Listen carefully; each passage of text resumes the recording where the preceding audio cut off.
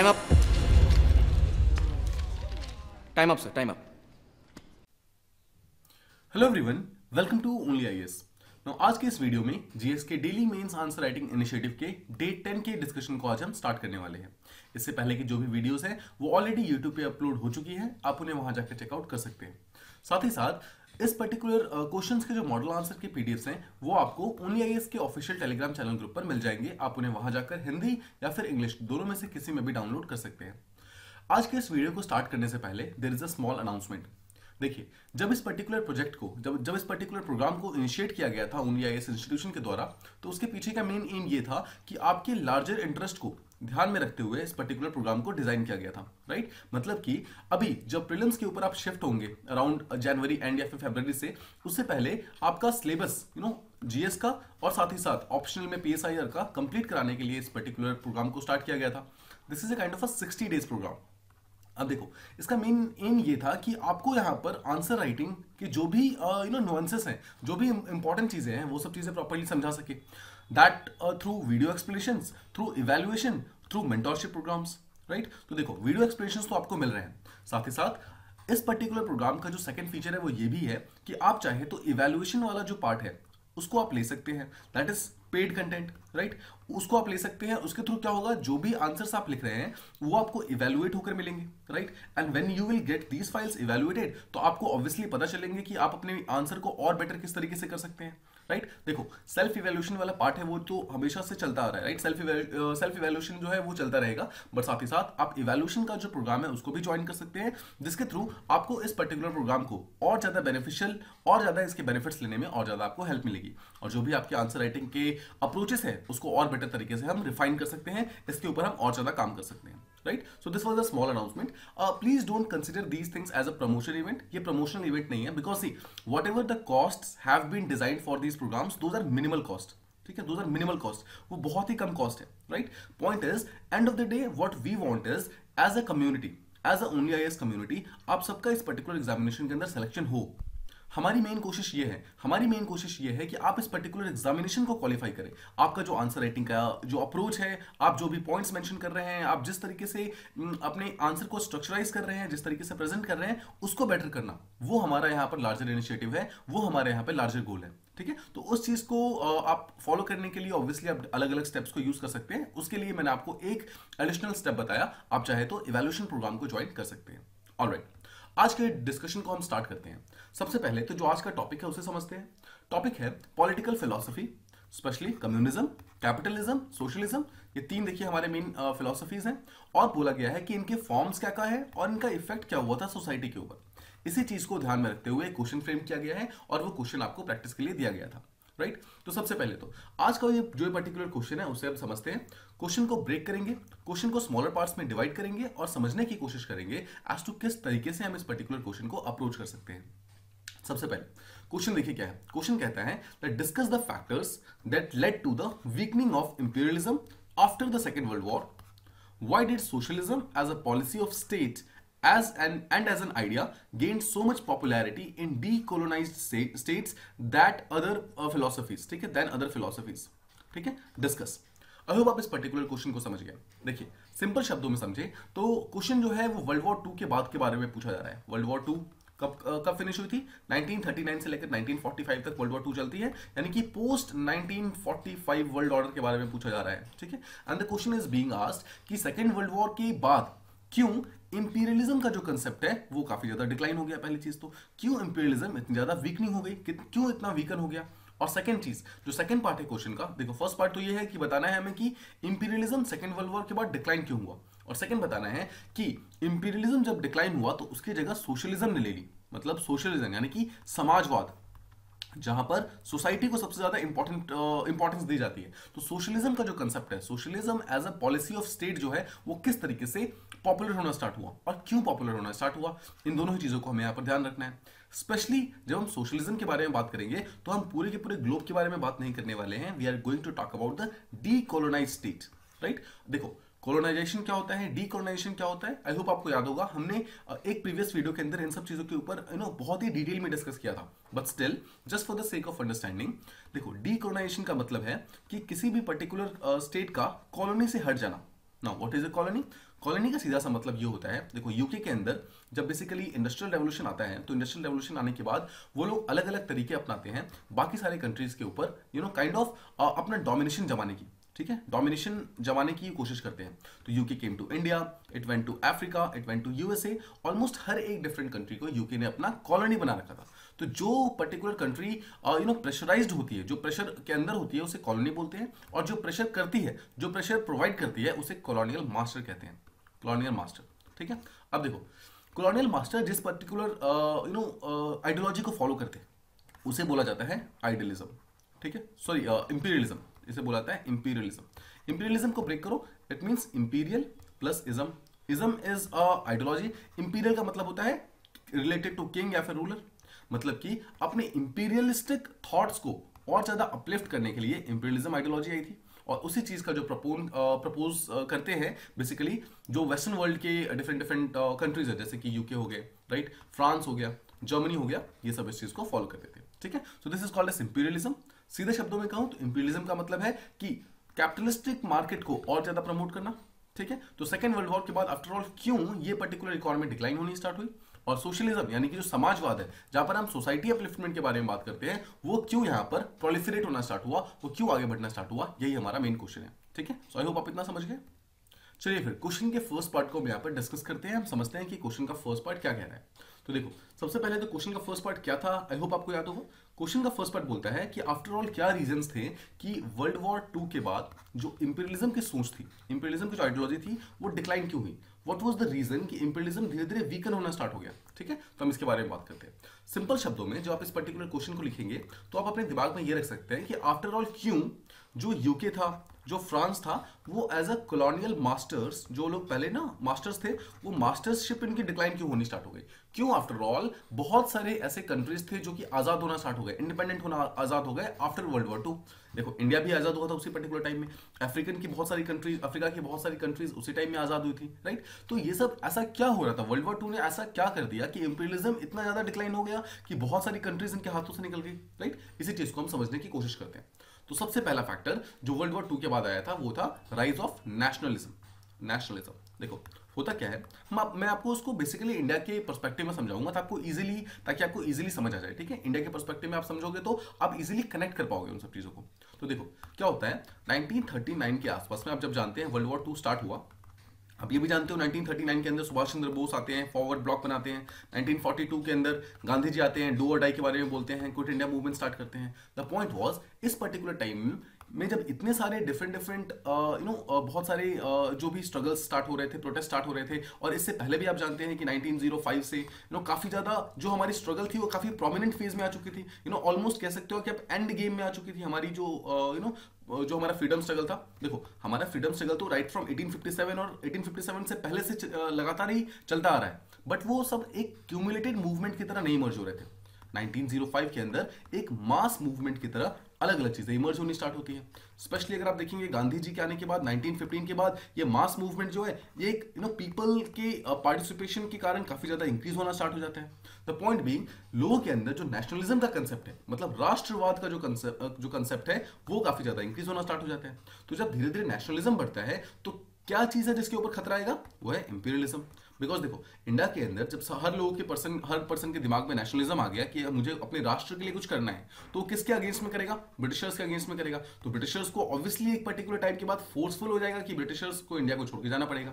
Same काम यहाँ पर अफ्रीका में हो रहा था। अफ्रीका के अंदर देखो कॉन्गो कंट्री है, कैम्बोडिया है, अल्जीरिया है, बुरुंडी है, राइट। ये सारे के सारे ऐसे कंट्रीज हैं, इन सब कंट्री को पहले यूके ने एक टाइप का कॉलोनी बना के रखा हुआ था, but the moment world war 2 आती है तो इन सब कंट्री के अंदर कहीं ना कहीं नेशनलिज्म आनी स्टार्ट हुई। मतलब लोगों को अपने राइट्स के बारे में पता चला, लोगों को अपने नेशन की इंपॉर्टेंस के बारे में पता चला, और उन्होंने अपने नेशन की फ्रीडम के लिए फाइट करना स्टार्ट किया। और इस तरीके से नेशनलिज्म जो था एक बहुत ही इंपॉर्टेंट फैक्टर था जिसने इंपीरियलिज्म को एक्चुअली डाउन किया, मतलब डिग्रेड किया और हराया उसको, ठीक है। अब देखो एक चीज समझो, तो क्या हम ये कह सकते हैं कि नेशनलिज्म सिर्फ और सिर्फ वर्ल्ड वॉर 2 के बाद ही आया था? नहीं, देखो जैसा मैंने आपको बताया नेशनलिज्म पहले से ही प्रेजेंट था एक्चुअली इंडिया के अंदर भी और बाकी वर्ल्ड के हर एक कंट्री के अंदर। 1857 का आप रिवोल्ट देख लो, 1905 का स्वदेशी रिवोल्ट देख लो, non cooperation movement, civil disobedience movement, ये शो करता है कि जो नेशनलिज्म था वो तो पहले से प्रेजेंट था। बट द पॉइंट वाज जब वर्ल्ड वॉर 2 आता है तो वर्ल्ड वॉर 2 जो काइंड ऑफ एक कैटलिस्ट की तरह काम करता है, ठीक है, कैटलिस्ट की तरह काम करता है। बिकॉज देखो यूके एक बहुत ही इंपॉर्टेंट जो पावर थी, उसका सारा का सारा पैसा तो वो वॉर फाइट करने में लग गया, मतलब वॉर में लग गया। तो वॉर में लग गया तो वही पैसा जो वो लोग पहले कॉलोनीज को कंट्रोल करने में लगाया करते थे, वो पैसा तो वॉर में जा चुका था। तो अब उनके पास इंपीरियलिस्टिक पावर जो कि बेसिकली मनी होती है, वो मनी थी नहीं, मनी बहुत कम थी। तो ये भी एक बहुत बड़ा फैक्टर था कि जब इंडिया के अंदर नेशनलिज्म राइज हुआ, अफ्रीका के अंदर, कांगो के अंदर जब नेशनलिज्म राइज हुआ, तो उसको रोकने के लिए अब इंपीरियलिस्टिक पावर जो थे जैसे यूके, फ्रांस, उनके पास उतना ज्यादा पैसा प्रेजेंट नहीं था, और पैसा ना होने के कारण उनको धीरे धीरे ये चीजें छोड़ के जानी पड़ी, राइट। थर्ड चीज, दो एक कंसेप्ट आता है myth of racial superiority. Myth of racial superiority ये क्या बोलता है? देखो, मिथ ऑफ रेशियल सुपीरियोरिटी का सीधा सा मतलब है, मिथ का मतलब होता है something that is not correct, या फिर something that we believe in but हो सकता है कि वो चीज सही ना हो, ठीक है।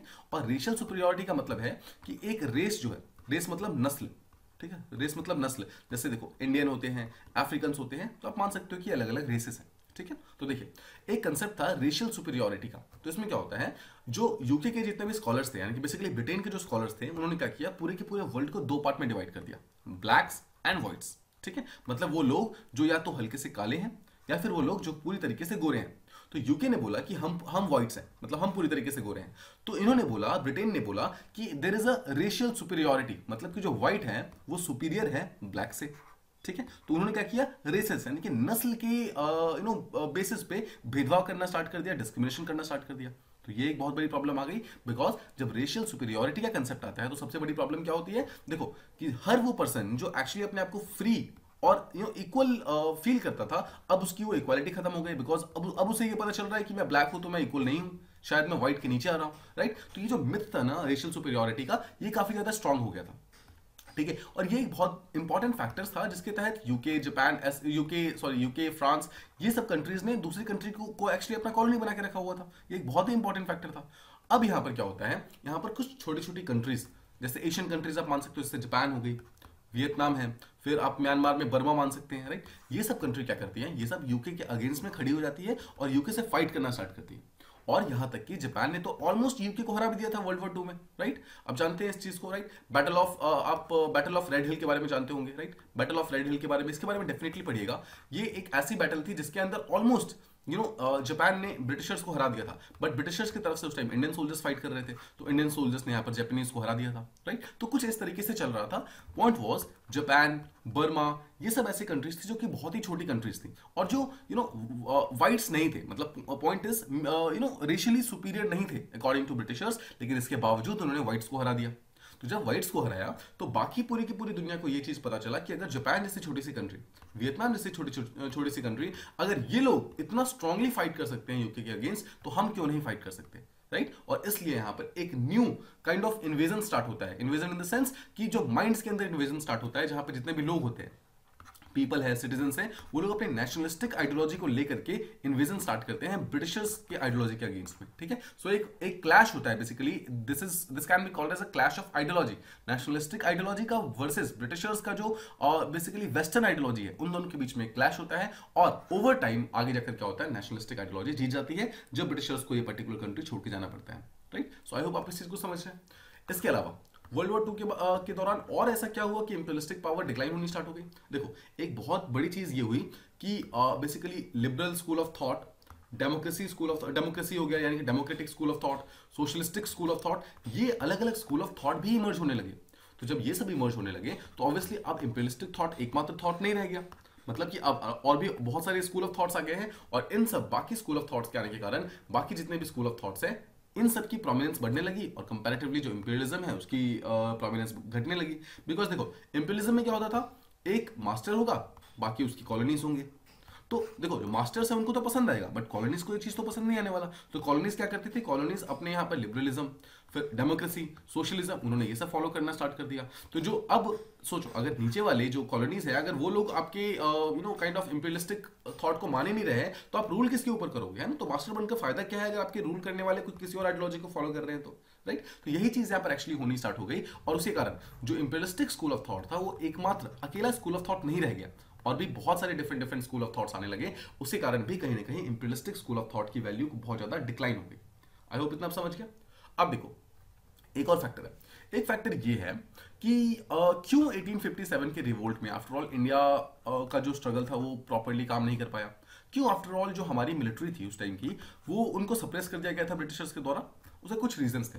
पहली चीज तो हमारे पास वेपन्स अच्छे नहीं थे, राइट। सेकंड चीज, हम जब ब्रिटिशर्स के अगेंस्ट फाइट करने गए थे 1857 रिवोल्ट के अंदर, तो यूनिटी का फैक्टर बहुत ही लो था, काइंड ऑफ कह सकते हो आप, राइट। थर्ड चीज, हमारे जो लोग थे वो बहुत ज्यादा ट्रेन नहीं थे, राइट, मतलब बहुत ही कम ट्रेनिंग मिली थी उनको, राइट। तो हम लोग क्या थे, एक नॉर्मल कोई फार्मर है, कोई आर्टिसन है, कोई पीजेंट्स है, ये लोग जाकर मिलिट्री में एज अ जॉब करते थे, मतलब काम के लिए करते थे, ताकि जॉब से कुछ पैसे मिलेंगे और पैसे से वो फैमिली को सपोर्ट कर पाएंगे। सो टेक्निकली मिलिट्री उनके लिए कोई पैशन नहीं था उस पर्टिकुलर टाइम में, वो उनके लिए एक जॉब की तरह थी, जॉब में जाकर के पैसे कमाने थे, पैसे कमाकर फैमिली को सपोर्ट करना था, राइट। ये था 1857 के रिवोल्ट का एक्चुअल रीजन, क्यों हम उस पर्टिकुलर रिवोल्ट में प्रॉपरली सक्सीड नहीं हो पाए थे, सक्सेसफुल नहीं हो पाए थे। अब देखिए, थोड़ा सा आगे बढ़ाते हैं, वर्ल्ड वॉर 2 के आसपास का टाइम लाते हैं। 1945 के आसपास में जब वर्ल्ड वॉर 2 खत्म होता है, आप जानते हैं उस टाइम एक इंडियन नेवल म्यूटिनी होती है, लेकिन ये वाली म्यूटिनी पूरी तरीके से सक्सेसफुल होती है। ऐसा क्यों होता है, समझो। देखो, ये चीज बहुत इंपॉर्टेंट है, इसको ध्यान से समझो कि पहले जो हमारे पास वेपन्स अच्छे नहीं थे, अब हमारे पास वेपन्स अच्छे थे, बिकॉज अब हम ब्रिटिशर्स के ही वेपन को यूज कर रहे थे। बिकॉज आफ्टर ऑल सोल्जर्स थे वो सब तो इंडियन ही थे ना। जो ब्रिटिशर्स, देखो, ऑल द ब्रिटिशर्स हमें रूल कर रहे थे, बट सोल्जर्स कौन थे, सोल्जर्स तो इंडियंस ही थे। सेकंड चीज, यूनिटी का फैक्टर पहले बहुत डिक्लाइन था, लेकिन पिछले कितने ही सालों से, हम देखो 1945 की बात कर रहे हैं, तो अगर मैं 1905 से भी देखूं तो 1905 से लेकर 1945 तक महात्मा गांधी, बाल गंगाधर तिलक और भी लाला लाजपत राय, ऐसे हजारों लीडर्स आते हैं, इंपॉर्टेंट लीडर्स आते हैं, जो लोगों के अंदर कॉन्शियसनेस जगाने की कोशिश करते हैं, लोगों को बताने की कोशिश करते हैं कि नेशनलिज्म की इंपॉर्टेंस क्या है, क्यों हमें फ्री होना चाहिए। तो अब तो लोगों के अंदर यूनिटी भी आ चुकी है, मतलब वेपन तो अच्छे हो गए, साथ ही साथ यूनिटी भी आ गई, मतलब अब लोगों ने साथ में मिलकर फाइट करना स्टार्ट कर दिया, right. So Indian naval mutiny को अगर आप देखोगे तो 3 ऑफिसर्स को बेसिकली काइंड ऑफ पनिशमेंट देने जा रहे थे वो लोग ब्रिटिशर्स, लेकिन उस पनिशमेंट को एक इंपॉर्टेंट फैक्टर बनाकर बहुत सारे लोग, पीपल, पूरी की पूरी नेवी ब्रिटिशर्स के प्रोटेस्ट में आ गई। तो ये शो करता है कि यूनिटी बहुत स्ट्रेंथन हो गई। और थर्ड चीज, ट्रेनिंग का तो देखो, आप ये समझो कि इंडियन जो मिलिट्री थी वो 1945 होते होते ऑलमोस्ट 100 से 200 सालों तक ब्रिटिशर्स के साथ काम कर रही थी। तो ब्रिटिशर्स खुद उसे ट्रेन कर रहे थे, सो ऑब्वियसली हमारी ट्रेनिंग बहुत स्ट्रांग हो गई। अब ट्रेनिंग स्ट्रांग हो गई तो हमारे पास वेपन्स अच्छे हैं, हमारे पास ट्रेनिंग अच्छी है, हमारे पास यूनिटी का फैक्टर है, अब हम इजीली किसी भी पर्टिकुलर पावर को क्रश कर सकते थे, ठीक है। इसीलिए 1945 में जब इंडियन नेवल म्यूटिनी होती है तो वो ऑल दो चैलेंजेस आते हैं बट वो जीत जाती है, वो ब्रिटिशर्स को कहीं ना कहीं हरा देती है, ठीक है। सो आई होप आप समझ गए कि धीरे धीरे क्या हुआ, 1945 के बाद, वर्ल्ड वॉर 2 के बाद क्या होता है, इंडियन सोल्जर्स के अंदर कॉन्फिडेंस आया कि हम as a group, as a unity, united factor, हम ब्रिटिशर्स को हरा सकते हैं। और ये चीज होती भी है और उनको ये चीज हराया जाता है, राइट। आई होप आप इस चीज को समझ गए। इसके अलावा आप जानते हो कि 1940 में एक अगस्त ऑफर आता है, राइट। फिर 1942 में ऐसे करके बहुत सारे डिफरेंट ऑफर्स आते हैं, राइट। ये सब ऑफर्स क्या बोलते हैं इंडिया के अंदर, ये सब ऑफर बोलते हैं कि अगर आप हमारी वर्ल्ड वॉर 2 में हेल्प करोगे तो हम आपको डोमिनियन स्टेटस प्रोवाइड कर देंगे, हम आपको कॉलोनी से आजाद कर देंगे, हम आपको पावर्स देंगे, आप कॉन्स्टिट्यूएंट असेंबली बना सकते हो, राइट। तो ये अलग अलग प्रोमिसेस करते हैं ब्रिटिशर्स, और गांधी जी के कहने पे बहुत सारे इंडियंस वर्ल्ड वॉर 2 में फाइट भी करते हैं, राइट। अब देखो, ब्रिटिशर्स ने जो चीज डिमांड की थी, यानी कि इंडियंस सपोर्ट करें उनका वर्ल्ड वॉर 2 में, वो चीज तो कंप्लीट हो गई, बिकॉज इंडियंस ने डेफिनेटली सपोर्ट किया उनका वर्ल्ड वॉर 2 में। अब पॉइंट इज, लेकिन ब्रिटिशर्स ने सामने से प्रॉमिस किया था, बदले में प्रॉमिस किया था कि हम आपको डोमिनियन स्टेटस प्रोवाइड करेंगे, कॉन्स्टिट्यूएंट असेंबली बनाने की परमिशन देंगे, हम आपको सेल्फ रूल देंगे। पॉइंट बीइंग, अब यूके के ऊपर भी तो एक काइंड ऑफ मॉरल प्रेशर था, बिकॉज देखो, जो भी डिसीजंस, जो भी ये बड़े बड़े ऑफर्स यूके दे रहा था, वो यूके बंद कमरे में नहीं दे रहा था, it was not in a closed room, rather it was on gazetted papers. इस चीज को समझना है आपको कि ये जो भी रूल्स वगैरह, जो भी प्रोमिसेस, जो भी वादे कर रहा था ब्रिटेन, ये सब ओपन में कर रहा था। मतलब कि जितनी भी बाकी कंट्रीज थी, यूएस हो गई, फ्रांस हो गई, जर्मनी हो गई, ये सब कंट्रीज भी तो देख रही थी कि यूके क्या क्या प्रोमिसेस कर रहा है, और अगर यूके कोई प्रॉमिस कर रहा है तो क्या वो पर्टिकुलर उस प्रॉमिस को निभा भी रहा है या फिर नहीं निभा रहा है, इस चीज को भी देखना उतना ही इंपॉर्टेंट था, राइट। तो इसी चीज के लिए देखो, यूएस ने जो भी प्रोमिसेस किए थे कि हम आपको ये प्रोवाइड करेंगे, डोमिनियन स्टेटस, कॉन्स्टिट्यूएंट असेंबली, तो काइंड ऑफ यूके के ऊपर भी एक टाइप का मॉरल प्रेशर बन गया कि अगर मैंने ये सब चीजें प्रॉमिस की है और इंडियंस ने हमें वर्ल्ड वॉर 2 में सपोर्ट किया है, तो देखो, बहुत ज्यादा तो नहीं बट कुछ ना कुछ तो करना पड़ेगा, राइट। कुछ नहीं करेंगे तो क्या होगा, इंटरनेशनल कम्युनिटी के अंदर जो यूके की क्रेडिबिलिटी है, जो ब्रिटेन की क्रेडिबिलिटी है, वो धीरे धीरे डिक्रीज हो जाएगी। देखो ऑल्दो ये एक बहुत इंपॉर्टेंट फैक्टर नहीं था, but please keep this things in mind कि ये भी एक फैक्टर था, राइट? ये भी एक ऐसा फैक्टर था जिसने वर्ल्ड वॉर 2 के बाद हमारे इंडिपेंडेंस के अंदर काम किया था। आफ्टर ऑल ऐसा क्या हो गया कि 1945 के अंदर वर्ल्ड वॉर 2 फिनिश हुआ और 1947 just within 2 years we got the independence, right? हम पहले 1905 से हमारी फ्रीडम स्ट्रगल इतनी फास्ट चल रही थी, बट इसके बावजूद हम इतना क्लोज कभी भी नहीं आए जितना हम वर्ल्ड वॉर 2 के जस्ट बाद आ गए। So there were actually various thought process, अलग अलग आइडियोलॉजी, अलग अलग फैक्टर्स जो कि सब एक साथ मिलकर काम कर रहे थे, और तभी जाकर हमें 2 साल के अंदर इंडिपेंडेंस मिल जाती है वर्ल्ड वॉर 2 के खत्म होने के बाद, ठीक है? सो इस चीज को भी ध्यान रखना है आपको कि आफ्टर ऑल किस तरीके से जो अलग अलग तरीके के वादे, प्रॉमिसेस ब्रिटिश के द्वारा किया गया था, उसने भी काइंड ऑफ एक टाइप का मॉरल प्रेशर क्रिएट किया, और वो भी कहीं ना कहीं काम करता है लॉन्गर टर्म में हमें इंडिपेंडेंस दिलाने में। इसके अलावा आप ये भी समझते हैं कि देखो जैसे इंडिया थी, इंडिया का जो फ्रीडम स्ट्रगल था वो सिर्फ इंडिया के अंदर से नहीं चल रहा था, रादर जर्मनी से, जापान से, सिंगापुर से, इंटरनेशनल कम्युनिटी से भी सपोर्ट ले रहे थे। सिमिलरली अफ्रीकन कंट्रीज जो है वो लोग भी अलग अलग कंट्रीज से सपोर्ट ले रहे थे। देखो जैसे जब इंडिया आजाद हो जाती है 1947 के अंदर, उस टाइम में अफ्रीका आजाद नहीं होती है, ठीक है? अफ्रीका 5-6 साल के बाद आजाद हुई थी।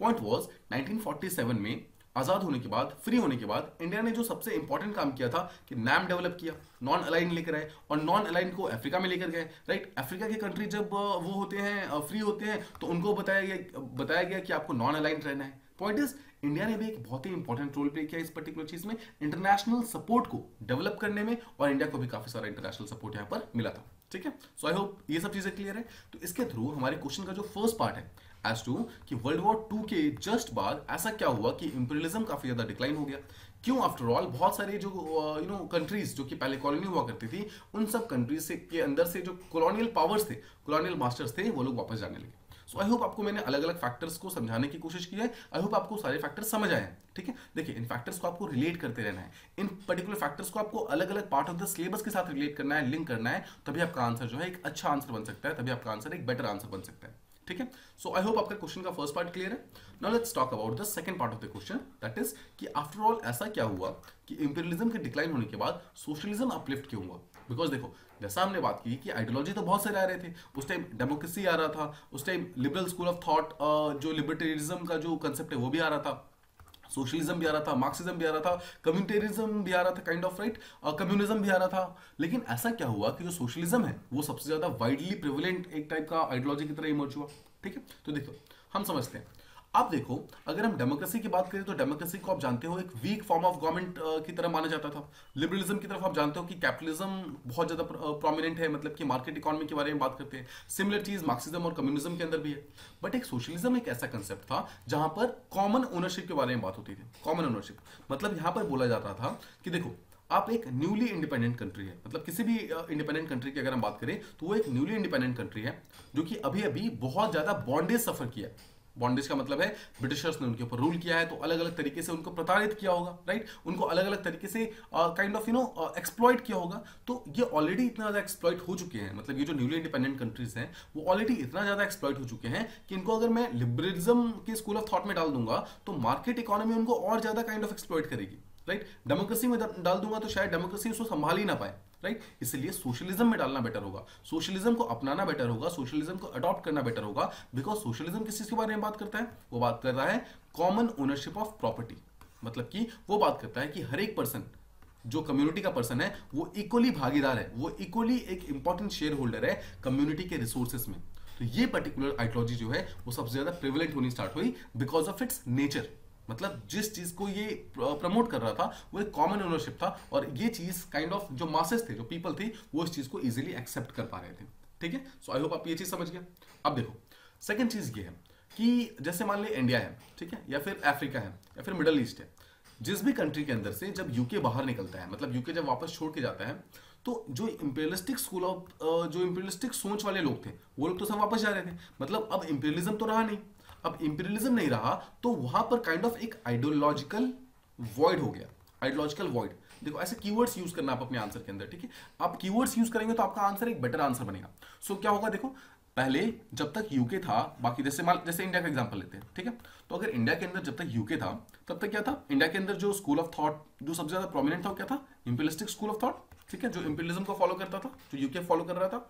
बट द मोमेंट यूके यहां से गया, यूके हटा यहां से, तो इंडिया के अंदर इमीडिएटली कोई ऐसा आइडियोलॉजी था नहीं जो कि प्रेवलेंट हो, बिकॉज आप जानते हो कि अलग अलग तरीके के जो आइडियोलॉजीज थे, अलग अलग टाइप के लोग अलग अलग आइडियोलॉजी फॉलो करते थे। तो इंडिया के अंदर क्या है, एक आइडियोलॉजिकल वॉइड आया, आइडियोलॉजिकल वॉइड, ठीक है, मतलब कि एक कोई डोमिनेंट आइडियोलॉजी अब बची नहीं है, राइट। तो उसी डोमिनेंट आइडियोलॉजी को भरने के लिए, उस पर्टिकुलर स्पेस को भरने के लिए कुछ लीडर्स आते हैं, जवाहरलाल नेहरू आते हैं, सुभाष चंद्र बोस आते हैं, राइट। और ये लोग बोलते हैं कि अभी के टाइम में हमें किस चीज के ऊपर काम करना है, पॉवर्टी के ऊपर काम करना है, पॉवर्टी एलिवेशन के ऊपर काम करना है, कि किस तरीके से हम पॉवर्टी को हटा सकते हैं। आफ्टर ऑल किस तरीके से जो लोग हैं उनको हम अपलिफ्ट कर सकते हैं। तो अपलिफ्टमेंट ऑफ लोअर सेक्शन के बारे में बात की गई, राइट। तो बात की गई किस तरीके से एग्रीकल्चर कम्युनिटी को हम प्रमोट कर सकते हैं, किस तरीके से हम मशीनरी का कंसेप्ट जो है वो कंसेप्ट इंक्रीज कर सकते हैं ताकि जो हमारी सोसाइटी है वो अपलिफ्ट हो।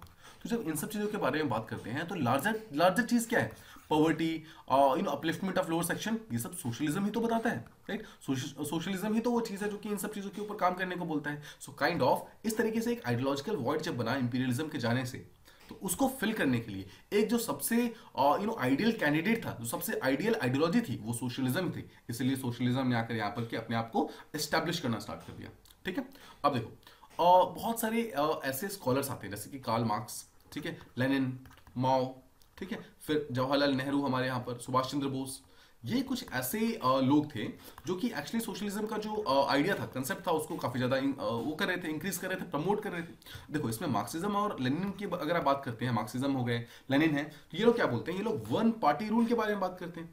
वन पार्टी रूल, तो क्या बोलते हैं वन पार्टी रूल में, ये बोलते हैं कि अगर हम वन पार्टी रूल करेंगे तो कुछ ऐसे लोग जो कि इस पर्टिकुलर सिस्टम को प्रॉपर्ली समझते हैं, राइट, जो इस पर्टिकुलर सोशलिस्ट सिस्टम को प्रॉपर्ली समझते हैं, वो कुछ दिनों तक, मतलब जब तक कि लोगों को इसके बारे में पता नहीं चलता है, तब तक क्या कर सकते हैं, कंट्री के अंदर डेवलपमेंट कर सकते हैं, एक टाइप का ट्रिकल डाउन इफेक्ट कर सकते हैं। ट्रिकल डाउन का मीनिंग क्या होता है कि देखो वन पार्टी रूल होगी, मतलब एक पार्टी होगा जो कि पावर में होगा, उस पावर के उस पर्टिकुलर पार्टी के अंदर वो लोग होंगे जो कि इस पर्टिकुलर आइडियोलॉजी को प्रॉपर्ली समझते हैं, और वो लोग क्या करेंगे, लोगों के लिए डेवलपमेंट का काम करेंगे। तो डेवलपमेंट क्या होगा, रिच क्लास से पुअर की तरफ जाएगा, मतलब कि सबसे पहले हम रिच क्लास को डेवलप करेंगे तो ऑटोमेटिकली जो पैसा है वो पुअर क्लास तक पहुंच जाएगा, राइट। तो ये जो मार्क्सिस्ट और लेनिन का जो मॉडल था वन पार्टी रूल वाला, ये काफी ज्यादा पॉपुलर होता है अफ्रीकन कंट्रीज के अंदर, ठीक है।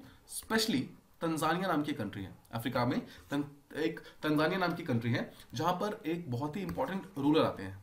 Wait, let me tell you about this thing. देखो एक बहुत ही इंपॉर्टेंट रूलर आते हैं जिनका एक्चुअली नेम था जूलियस नायर, जूलियस नायर, ठीक है। देखो जूलियस नायर जो था एक कंसेप्ट लेकर आते हैं, यूजामा का कंसेप्ट। यूजामा में बोलते हैं कि there is a concept called as familyhood. मतलब देखो यूजामा एक अफ्रीकन वर्ड है, मतलब तंजानिया के जो भी लैंग्वेज है उसका वर्ड है, जिसका मीनिंग है फैमिलीहुड।